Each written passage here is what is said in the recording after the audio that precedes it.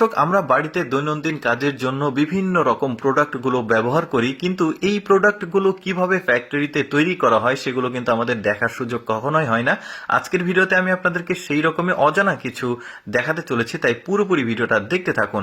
শুরুতেই দেখতে পাচ্ছেন একটা প্লাস্টিকের জগ তৈরি করা হলো। এবার একটা পলিথিন তৈরি করা দেখায়, যেগুলো বাজার করতে গেলে আমাদের যে জিনিসপত্রগুলো পলিথিন ব্যাগে দেয় সেটা কিভাবে ফ্যাক্টরিতে তৈরি হয় সেটাই দেখুন। এই যে প্রথমে পাতলা একটা পলিথিন, সেটাকে সুন্দরভাবে এই মেশিনে নিয়ে যে কাটিং করে বেশ চমৎকারভাবে পলিথিন ব্যাগটা তৈরি হচ্ছে।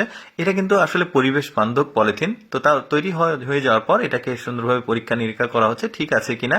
তারপরে এটাকে সব ঠিক থাকলে সুন্দরভাবে যে প্যাকিং করা হচ্ছে।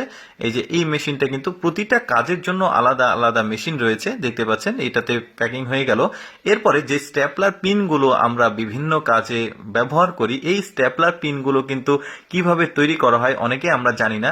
আজকের ভিডিওতে দেখে নিতে পারেন। এই যে মেশিনটার সাহায্যে কিন্তু খুব চমৎকার ভাবে এই যে স্ট্যাপলার পিনগুলো তৈরি করা হচ্ছে, অটোমেটিক পদ্ধতিতে প্রতিটা জিনিসপত্রগুলো প্রোডাক্টগুলো এভাবে সুন্দরভাবে তৈরি হয়, দেখতে পাচ্ছেন। এটা স্ট্যাপলার পিন। আচ্ছা, এরপরে আমরা বাড়িতে কিন্তু বিভিন্ন রকম আসলে প্লাস্টিকের বড় বড় জার, তারপরে বালতি, এগুলো ব্যবহার করি। সেগুলো কিভাবে তৈরি হয় দেখতে পাচ্ছেন।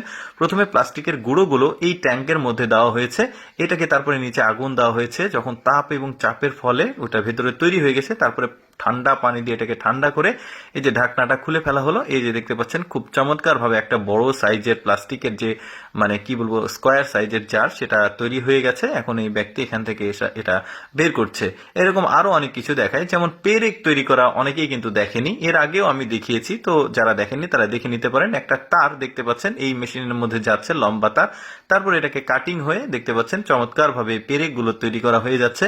এরপরে দেখুন এই যে একটা তরল একটা প্লাস্টিক এই বক্সটার মধ্যে গিয়েছে, মেশিনের এই বক্স। তারপরে এখানে কিন্তু ওই যে হাওয়া, তারপরে একটু তাপ চাপ দিয়ে তারপরে দেখুন কিছুক্ষণ পরে এটা খুব চমৎকার ভাবে বের হয়ে আসবে। এই যে দেখতে পাচ্ছেন এটা একটা একটা বয়মের মতো বোতল, আজকে ওই যে মবেলের যেটা প্লাস্টিকের যে বোতলটা সেটা তৈরি হয়েছে। এরকম করেই কিন্তু আসলে প্লাস্টিকের বিভিন্ন বোতল তৈরি হয়।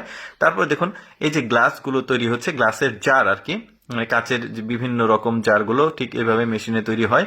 এরপরে আপনাদেরকে এই যে জারে কিন্তু আবার যে কিভাবে অটোমেটিক পদ্ধতিতে আসলে প্রোডাক্ট বিভিন্ন খাবার বা কোনো কিছু লোড করা হয় সেটাও দেখতে পেলেন। এরপরে দেখুন কত চমৎকার ভাবে এই মেশিনটার মাধ্যমে পিঠা তৈরি হচ্ছে। যারা আসলে পিঠার বিজনেস করে তারা কিন্তু এই ধরনের আসলে মেশিনটা ব্যবহার করে। ফ্যাক্টরিতে অনেক পিঠা তৈরি করতে হয় বাণিজ্যিক কারণে আর কি।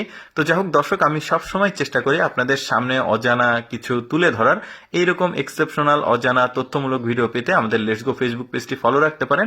আজকের এই ভিডিওটি কেমন লাগলো অবশ্যই কমেন্ট করে জানাবেন।